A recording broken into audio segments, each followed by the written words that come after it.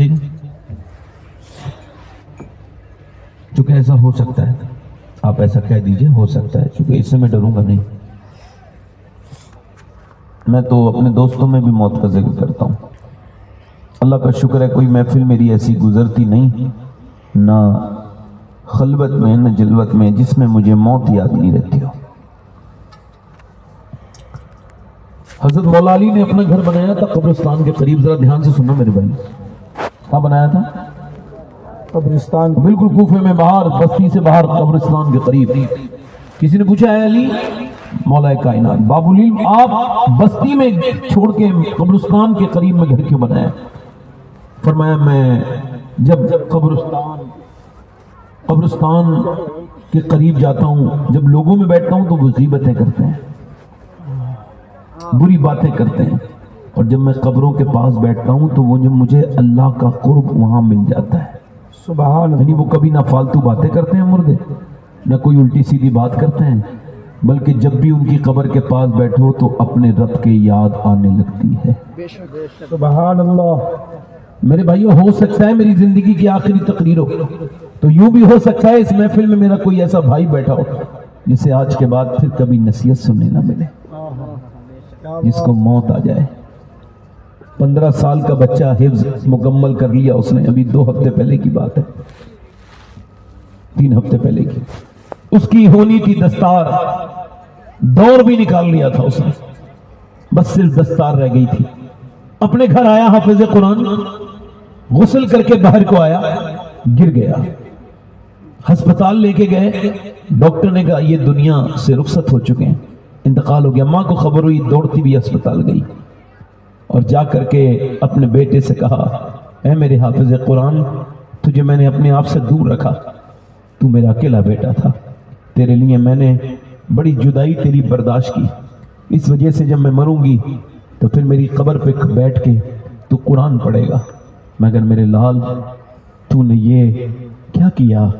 پھر اپنے بیٹے کے اپنا دوپٹہ اٹھایا اور سر پہ باندھنے لگی اور کہنے لگی لوگوں میرے بیٹے کی دستار ہو گئی، دیکھو میرے بیٹے کی دستار ہو گئی.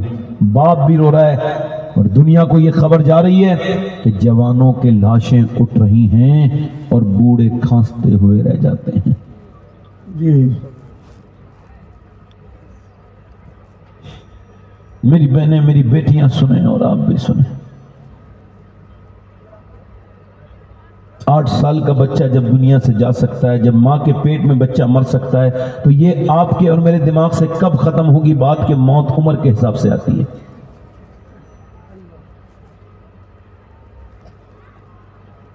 خدا کی عزت کی قسم کھا کے کہتا ہوں اگر موت کو آپ اپنے نزدیک کر لو تو حضور فرماتے ہیں جو یہ چاہتا ہے وہ کامیاب ہو جائے، وہ اپنے آپ کو مردوں میں شمار کرنا شروع کر دے. اگر آج ہم خدا سے ڈر رہے ہوتے نا میرے دوستوں، میرے بھائیوں عزیزوں، تو آج ہماری بچیاں گھروں میں ناچ نہیں رہی ہوتی. بے شک بے شک. اگر آج ہم خدا سے ڈرتے ہوتے تو ہمارے نوجوان لڑکے ڈیجو پہ نہیں تھرکتے، ہمارے نوجوان لڑکے موبائلوں میں گندی تصویروں میں نہ الجھے ہوتے، ان کی ذہنیت ناپاک نہ ہوئی ہوتی، نوجوان بچے ان کی تنہائیاں برباد نہ ہوئی ہوتی. مومن وہ ہے جو اپنے بچوں کی بھی اتنی فکر کرے جتنی اپنی کرتا ہے. مومن وہ ہے، حضور نے فرمایا ہر باپ ہر بیٹا اپنے باپ کا راز ہے.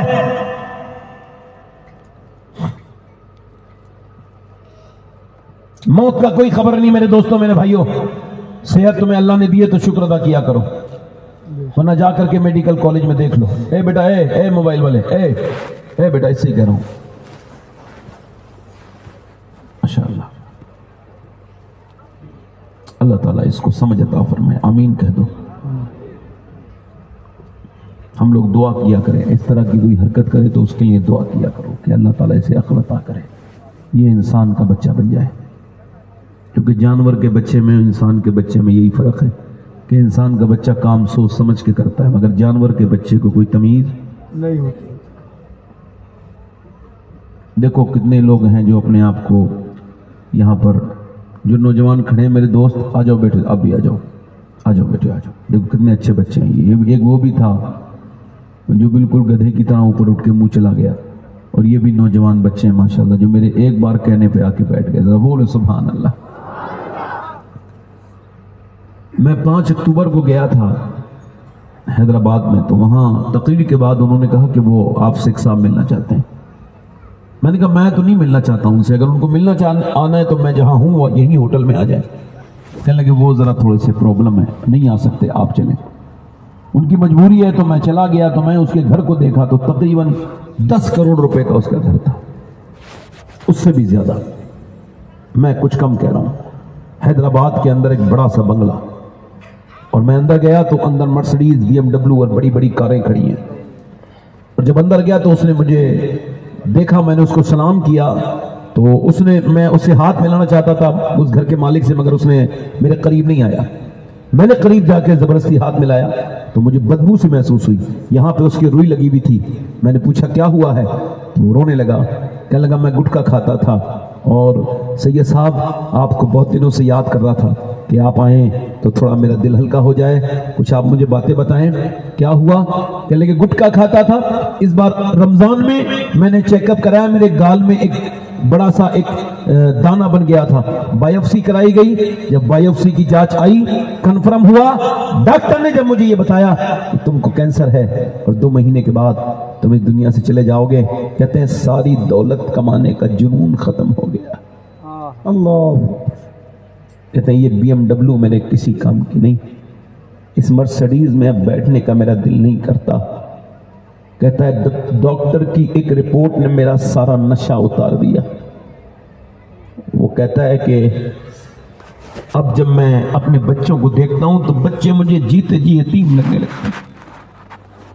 کہتا ہے مگر اللہ کا شکر بھی ادا کرتا ہوں کہ وقت سے پہلے مجھے خبر ہو گئی. ایکسیڈنٹ سے بھی لوگ مر جاتے ہیں، اٹیک سے بھی، مگر یہ میرے رب کا شکر ہے، کرم ہے، اس کا فضل ہے، اس کا بڑا انعام ہے کہ اس نے مجھے 2 مہینے پہلے خبر کر دی ڈاکٹر کے ذریعے کہ تجھے مرنا ہے. تو میں جب رات کو سجدہ کرتا ہوں تو پھوٹ پھوٹ کے روتا ہوں اور یہی کہتا ہوں میرے کریم کچھ دنوں کے بعد تیرا بندہ یہ تختوں کے نیچے پاپی بدکار ہوگا. مالک بڑی خطائیں کی ہیں، جب تو نے بتا دیا ہے کہ مجھے مرنا ہے تو میرے کریم اب اپنے بندے کو معاف کر دینا. کہتے ہیں میں نے پہلے بھی نمازیں پڑھی مگر وہ مزہ نہیں آیا جو اب مجھے نماز پڑھنے میں مزہ آتا ہے. اللہ. مولا علی فرماتے تو موت کو یاد کرے گا پھر بھی موت آئے گی، یاد نہیں کرے گا پھر بھی آئے گی. فرماتے اگر یاد کرے گا تو موت آسانی سے آئے گی، اور اگر بھول جائے گا تو موت تجھے ذلیل کر کے مارے گی. بڑی مہربانی آپ کی. موبائل جن لوگوں کے پاس ہیں ان سے گزارش کرتا ہوں کہ میرے پاس بھی موبائل ہے مگر میں ممبر پہ موبائل نہیں دیکھتا. اب میری طرف دیکھیں اور اس کی گھنٹی کو بھی سائلنٹ رکھتا ہوں. میں موبائل کا ہرگز غلام نہیں ہوں. دیکھو میں آپ کو فرق بتا رہا ہوں. یہ موبائل ہے، ابھی میں اس کا مالک ہوں، اس کو اٹھا کے میں نے یہاں رکھ لیا، ٹھیک. اب یہ میرا مالک تب بنے گا جب میں باتھ روم میں بھی اسے دیکھ رہا ہوں، ہر جگہ یہ میرا مالک ہے. میں اس کا اب مالک نہیں ہوں. جب یہ مجھے مجبور کر دے کہ سامنے میرا رشتہ دار آیا مجھ سے ملنے کے لیے اور میں موبائل میں لگاؤں، یہ مجبور کر دے میری بہن آئی ہے بات کرنے کے لیے میں موبائل میں لگا ہوں، جب یہ مجبور کر دے کہ میری ماں مجھ سے بات کرنا چاہتی ہے اور میں موبائل میں لگا ہوں، جب یہ مجبور مجھے کر دے کہ میرا بھائی میرے بچے مجھ سے بات کرنا چاہتے ہیں میں موبائل میں لگاؤں، تو سمجھ جانا اب تم موبائل کے مالک نہیں ہو، موبائل تمہارا مالک ہو گیا. کیا بات ہے. بہت. میرے دوستوں اپنے بچوں کے ہاتھوں میں موبائل لے لو ورنہ یہ نسل کس طرف مڑ جائے کوئی خبر نہیں. اگر یہی حال رہا تو آخر سے میلاد منائے گا کون؟ کون تمہاری جگہ لے گا؟ میرے بھائیوں وہ بچے کیسے میلاد منائیں گے جن کی ماں نے میلاد والے کی محبت ہی ان کے دل میں نہیں بھری؟ کیا بات. کیسے وہ 11ویں منائیں گے؟ کیسے وہ کربلا والے کو مانیں گے جن کی ماں نے انہیں بتایا ہی نہیں کہ حسین ابن علی کون ہے؟ 150 سال پہلے لاہور کی سرزمین پر 5 بچے اچھے نمبروں سے پاس ہوئے ہیں، 5 غریبوں کے بچے ہیں. اب جو اساتذہ ہیں، جو مینجمنٹ ہے، جو اسکول ہے، انہوں نے یہ کہا بچے غریبوں کے ہیں، اکثر غریبوں کے بچے اچھے نمبر لاتے ہیں، مگر پیسہ نہ ہونے کی وجہ سے بیچارے پڑھ نہیں پاتے، امیروں کے بچے اکثر بگڑ جاتے ہیں۔ کہا تم کیا بننا چاہتے ہو؟ غریب ہو، ہم تم کو پڑھائیں گے، 5 بچے ذہین ہیں، ہم اس قوم کی امانت کو ضائع نہیں ہونے دیں گے، جو بھی بننا چاہتے ہو جلدی بتاؤ کیا بننا چاہتے ہو۔ ایک بچہ کھڑا ہوا، ہاں میں ڈاکٹر بننا چاہتا ہوں، ایک نے کہا انجینئر، ایک نے کہا